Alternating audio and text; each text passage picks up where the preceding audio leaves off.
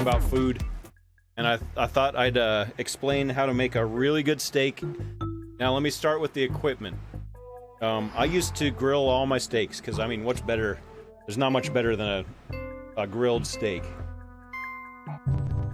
Rip me. We're playing Rappel Challenge right now, by the way.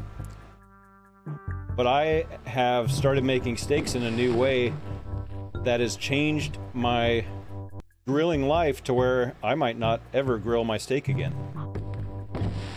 If I do, it's just to finish it off. So first, I'll explain the equipment that you need. Recommended and required. Required equipment: a sous vide machine. If this match ends while I'm telling this story, which it probably will, I'll show you what one looks like. They're not cheap. They're also not terribly expensive. I don't know why I didn't repel there. I got mine for about $80. And I use it multiple times a week. It's like a stick that you plug in and you dip it into either a big stock pot full of water, or they have special bins for it. I just use a big stock pot. You have to have a big pot for it.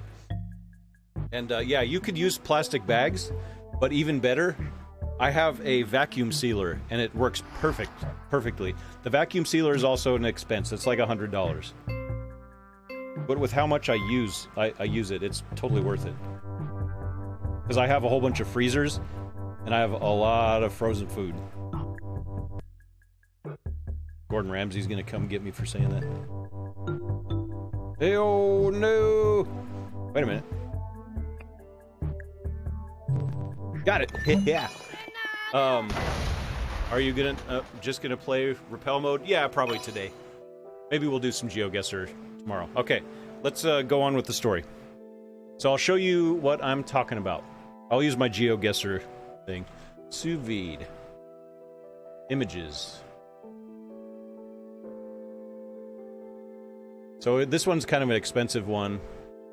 I have like a bottom... Mine does have Wi-Fi, so I can control it through Wi-Fi. But here's an example of one. That's what it looks like. This one's $139. You can get a decent one for less than that. Get out of here, ads. And what it does is it heats up and circulates water to a specific temperature. So it's really controlled cooking. You have to have time to do this, so you got to realize this is not a quick meal prep. Just got to prepare for it. So what you do, take your steak, any cut, take your favorite cut, it doesn't matter what it is. I like T-bones myself, and of course fillets. Vacuum seal it. If you don't vacuum seal it, you can get a Ziploc bag, a zip seal bag. It doesn't have to be Ziploc specifically. Put the steak in it. If you want, you can put like a little bit of butter in there. Sometimes I do put a little pat of butter cook in there too. Then you submerge it to where the top of the bag is almost in the water, and then you seal it, and it seals it nice and tight.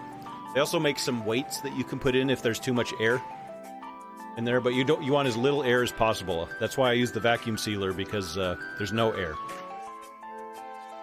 Heat your water up to 138 degrees. 138. Once it's at 138 degrees, stick your meat in, clip it to the side so it's not blocking the circulating thing. Circulation device.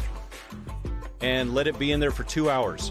The really great thing about a sous vide, you can't really overcook the meat. If you leave it in there accidentally for 4 hours, it's going to be fine. Because it's exactly at that temperature. Once it's done, remove it, open it up. If you want to save the juice, you can make some killer gravy with it. Too cool, how dare you. And then you want to pat your steak dry. Now, something that's a little bit weird to get used to, it's going to feel weird, the meat, because it doesn't feel like how you would usually have it, but you're not done with it yet. Nice win, by the way, thank you. Pretty proud about that one. Dry your meat off, because you can't brown wet meat very well. Season it. Here's the best seasoning that I've ever used. I have their beef fish, chicken, and pork seasoning. Spade L Ranch. Every one of their seasonings is amazing. I use it on everything. You can sous vide veggies too. Yeah, it's so good. 1776, right? It's so good. So you season it. A little bit of salt and pepper doesn't hurt either. Heat up your frying pan with some with your fat of choice, ideally either butter or olive oil. Get it nice and hot because you're going to be searing the meat. Put your meat in like 1 minute on each side just to get a nice brown on the outside. You would not believe how good that steak's going to come out. It's ridiculous.